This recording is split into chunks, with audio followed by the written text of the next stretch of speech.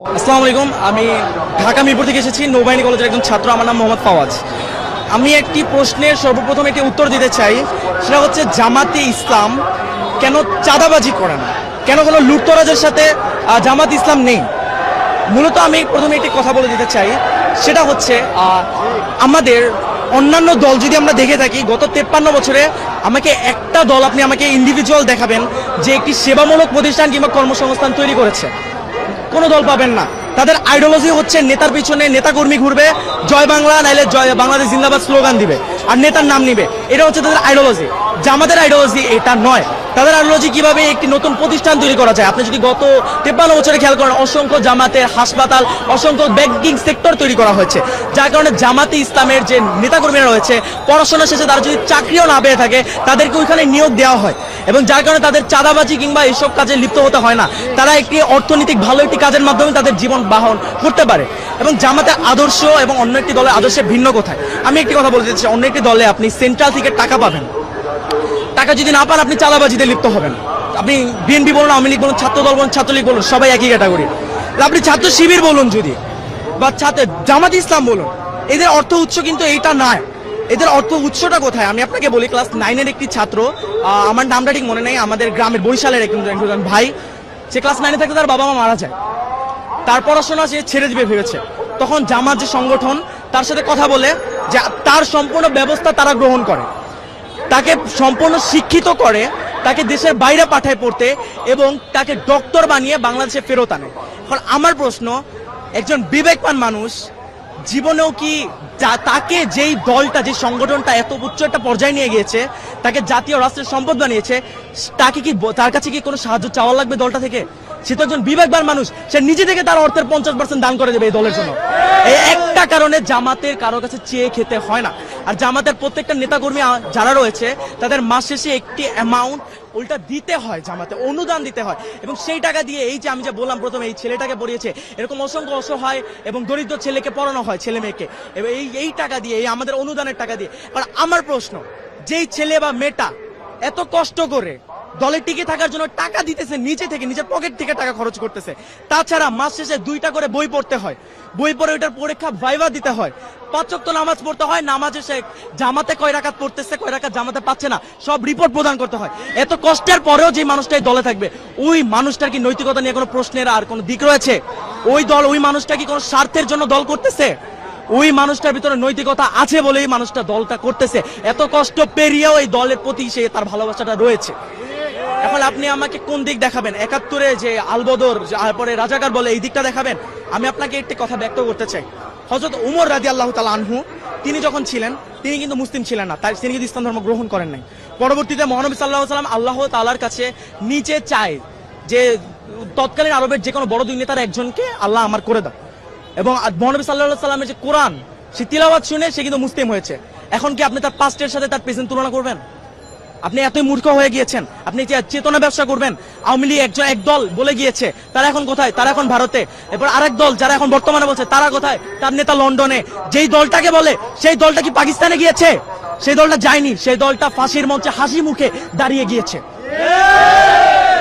আপনি যদি আরো বলেন, এই যে 71-এর কথাই আমি ধরি, যদি আসলেই জামাতে ইসলাম রাজাকার হয়ে থাকতো, কেন মুজিবের সময়, জিয়াউর রহমানের সময় এই জামাতের কোন নেতাকর্মীকে রাজাকার বলে শাস্তি দেওয়া হয়নি?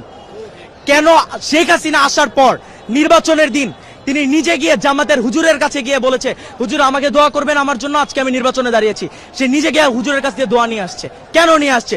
এবং 96-তে সে যখন জিতে যায়, জিতার পরে সে ওই ডিরেক্ট জামাতকে রাজাকার বলে ফেলে। কেন বলে? কারণ জামাত যে ইসলাম, জামাতে ইসলাম তাদের যে মত, সে মতের সাথে একতা প্রকাশ করেনি। কেন করবে? তারা তো ভারতপন্থী।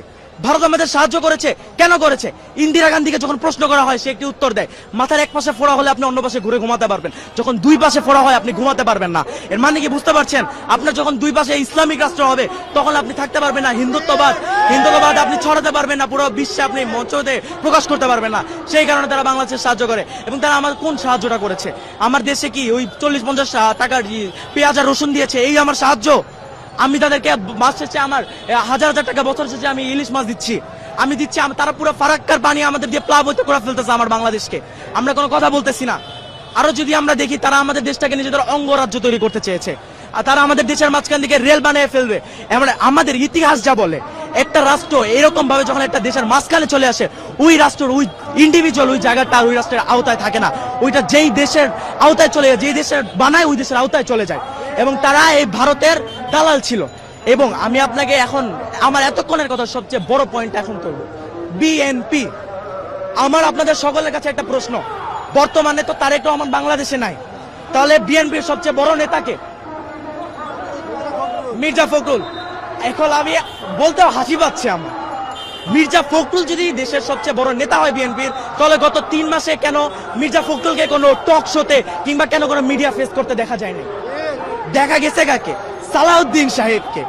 এখন আপনারা যারা পলিটিক্সের ভিতরে আছেন বা থাকেন, তারা জানেন গত 10 বছর সালাউদ্দিন সাহেবকে ভারতে বিলাসবহুল ভাবে 3 স্টার প্লাস রিসর্টে রাখা হয়েছে, তাকে সম্পূর্ণ সুযোগ সুবিধা দেওয়া হয়েছে, তাকে সেটিং করা হয়েছে ভারতীয় দালাল প্রথায়। তাই সে হচ্ছে, আমি নিজের মুখে বলবো, আমি জানি না আমি এটা বলার পর আমি বাঁচবো কিনা, আমি আমি আমি আল্লাহর আইনে আল্লাহর জমিনে দাঁড়ায় বলবো, বিএনপি হচ্ছে ভারতের দালাল, ভারতের দালাল, ভারতের দালাল।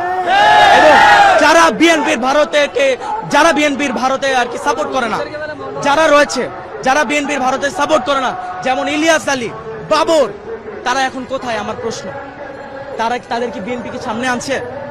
কেন আনছে না? কারণ বিএনপি তাদেরকে আনতে দিবে না, তারা ভারতপন্থী না, তারা ভারতের বিরোধী।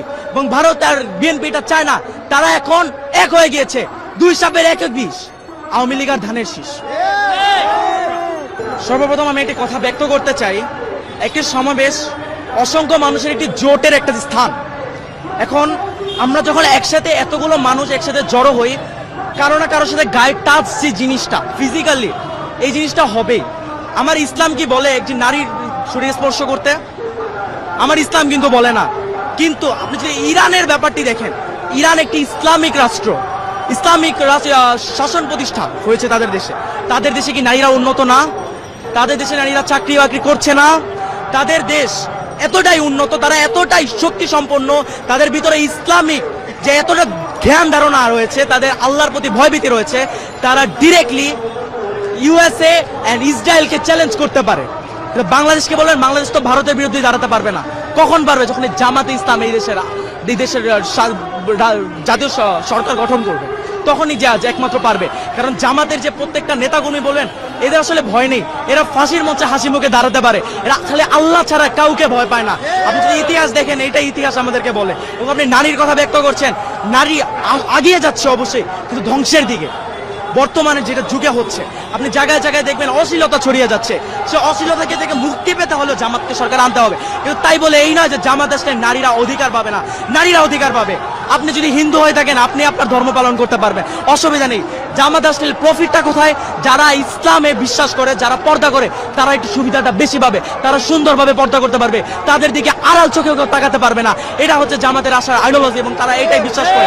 কিন্তু কোনো নারী যে কর্মসংস্থানে যেতে পারবে না, এমন কোনো কথা জামাত ব্যক্ত করে না।